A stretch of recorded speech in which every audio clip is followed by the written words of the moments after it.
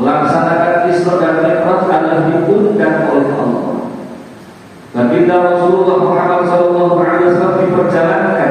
dijemput dan diantarkan menjumpai Allah Subhanahu wa Ta'ala.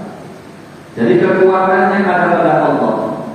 Ibarat ada anak bayi mau keluar ke suatu tempat, digendong oleh orang tua, maka kekuatan jalannya bukan jalan bayi, tapi jalan orang dewasa. Demikian juga baginda Rasulullah Muhammad SAW. Jalan dari Masjidil Haram menuju Masjidil Aqsa, kemudian mengikuti Mi'raj hingga Sidratul Muntaha dan kembali ke Makkah Al-Mukarramah, adalah esensi sejarah Islam yang menegaskan tentang keimanan manusia bahwa Rasulullah SAW dijemput untuk menuju Allah Subhanahu wa Ta'ala. Bahkan Shahihul Maqlid Al-Jibari, Imam Abdul Rahman bin Muhammad Al-Jibari Az-Zabidi Asy-Syafi'i menyebutkan, "Tsumma arudduhu min al-'arsy qabla an yadkhula al-farsh wa qad nala jami'al ma'ad." Kemudian Allah Subhanahu wa Ta'ala mengembalikan Nabi Muhammad SAW dari arsy hingga sama sebelum dingin terpelihara hamparan tempat tidur yang ada di Makkah Al-Mukarramah. Dan sungguh yang telah tercapai segala maksud dan tujuan yang diinginkan. Artinya dalam waktu yang sekejap Allah memberikan peluang kepada Rasulullah untuk hadir, memberikan sebuah petunjuk kehidupan yang paling utama adalah Allah Subhanahu wa Ta'ala mewajibkan kepada umat Islam pengikut Muhammad SAW untuk melaksanakan sholat lima waktu. Nama baik yang telah digambarkan oleh Imam Al-Jibari menggambarkan kebesaran Allah Subhanahu wa Ta'ala yang mengembalikan Nabi Muhammad ke dunia setelah peristiwa Isra Mi'raj yang sangat agung, memastikan segala kebutuhan dan hajat umat Islam termasuk hingga sampai hari ini kita dapat terpenuhi sebelum kembali itu. Yang wabil khusus menunjukkan kemuliaan dan kehormatan yang sangat luar biasa bagi Rasulullah Muhammad SAW. Ma'asyiral muslimin rahimahullah, inti peristiwa Isra Mi'raj bagi umat Islam adalah kebahagiaan baginda Rasulullah SAW saat menerima kewajiban sholat lima waktu yang semula dimakmurkan. Tanggung jawab, kewajiban dan keikhlasan kita dalam menjalankan sholat adalah mutlak. Maka muslim dan muslimah sejati adalah mereka yang menunaikan sholat lima waktu dengan baik, tepat waktu, khusyuk dan penuh hikmah. Hakikat sholat adalah perjalanan. Sayyid Haidar bin Ali sedang menegaskan bahwa manusia adalah makhluk hidup yang tugasnya pertama tugas sebagai khalifah. Manusia adalah memelihara dan membimbing semua ciptaan, sedangkan tugas sebagai Abdullah adalah beribadah dan mengajak manusia untuk beribadah. Pertanyaannya, apakah kita sudah benar-benar menjadi makhluk yang hidup? Apakah kita sudah ada tanda-tanda bahwa kemanusiaan kita bisa hidup? Sedangkan ciri hidup adalah tumbuh dan bergerak. Dan tanda yang paling utama adalah bergeraknya jantung, paru-paru dan sel-sel otak. Gerakan ini akan membentuk jiwa atau nafas yang menjadikan gerakan penyempurnaan diri.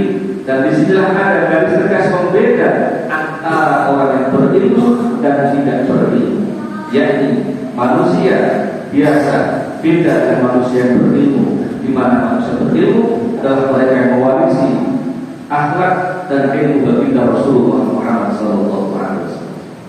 Alhasil, gerak substansial ini akan menjadi penyempurnaan. Sebab di mana sesungguhnya segala sesuatu bergerak menuju Allah Subhanahu wa Ta'ala. Sedangkan sholat yang didapatkan dari peristiwa Mi'raj adalah ibadah yang arahnya adalah bergerak menuju Allah Subhanahu wa Ta'ala. Jadi jika sholat kita sempurna, maka gerak kita menjadi sempurna. Wasta'inu bis-sabri was-shalah innaha lakabiratun illa 'alal khashi'in. Dan mohonlah pertolongan kepada Allah dengan sabar dan juga sholat. Dan sholat itu sungguh berat kecuali bagi orang-orang yang khusyuk. Ma'asyiral muslimin rahimahullah, ayat ini tegas bahwa Allah Subhanahu wa Ta'ala mengajak kita untuk bergerak, untuk memohon ampun dan memohon apapun kepada Allah dengan cara kita sholat. Akan tetapi ingat bahwa ayat ini menyebutkan kata sabar sebelum sholat. Jadi orang bisa sholat untuk memohon kepada Allah memerlukan kesabaran. Sabar untuk menggerakkan hati, menggerakkan fisik, dan menggerakkan lahir dan batin kita semua. Yang paling inti, orang akan tahu, orang akan bisa menjadikan titik tanda kehidupan jika orang sholat subuhnya benar, bisa berjamaah tepat waktu, atau bahkan hadir di masjid sebelum adzan. Itulah ciri-ciri hamba Allah yang terpilih. Sebab dimulainya beribadah adalah di waktu fajar. Sebaliknya, jika orang belum baik sholat subuhnya belum bisa berjamaah di masjid, itu perlu digerakkan kembali untuk diservis menjadi manusia yang sempurna. Ma'asyiral muslimin rahimahullah, jika sholat subuh dan sholat wajib berjalan dengan baik, maka barang tentu akan mudah menggerakkan kita menuju pada sholat yang sunnah.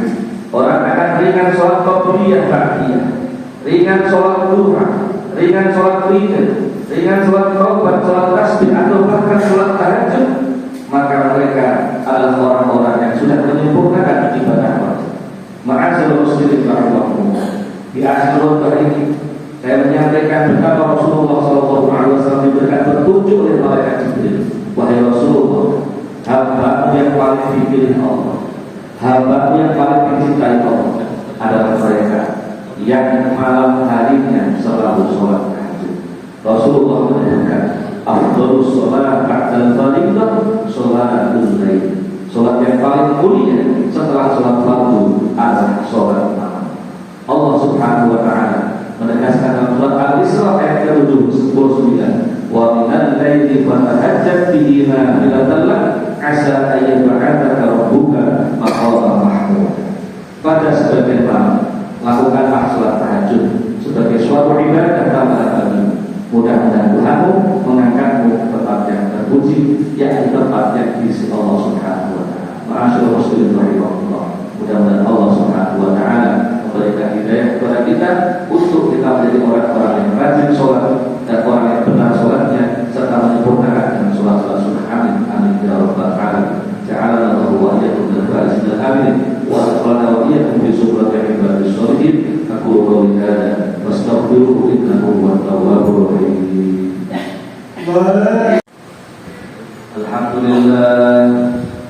Alhamdulillah hamdan katsiran kama asyhadu an la ilaha illallah wahdahu la syarika lah irghaban liman jahada bihi wa kafar wa asyhadu anna sayyidana Muhammadan 'abduhu wa rasuluhu sayyidul khalaiqi wal bashar. Allahumma shalli wa sallim wa barik ala sayyidina Muhammad wa ala alihi wa sahbihi wa sallim. Amma ba'du, ya ayyuhan nas, usikum bi taqwallah, ittaqullah waf'alul khayra wajtanibu 'anis sayyi'ati fi kulli waqtin wa hin.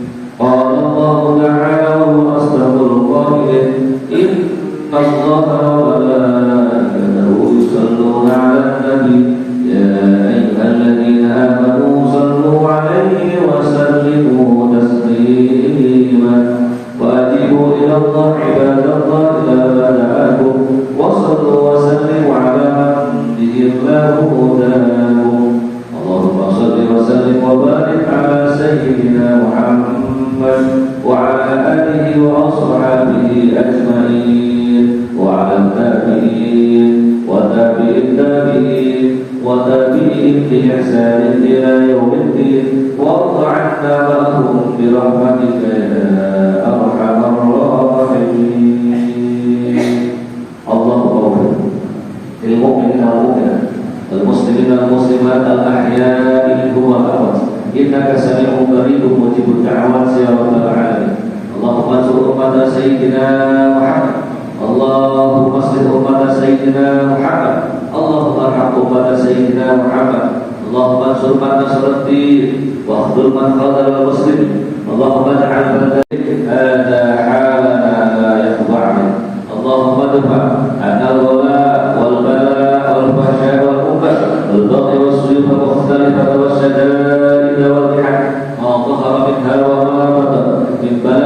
Indonesia khassa wa min buldanil muslimina 'amma innaka 'ala kulli syai'in qadir. Rabbana atina fid dunya hasanah wa fil akhirati hasanah wa qina adzabannar. Ibadallah, inna Allaha ya'muru bil 'adli wal ihsan wa ita'i dzil qurba wa yanha 'anil fahsya'i wal munkari wal baghi ya'idukum la'allakum tadhakkarun. Udhkurullaha al-'azima yadhkurkum was'alu min fadlihi yu'tikum wa yahdikum wa la yadhkurullah.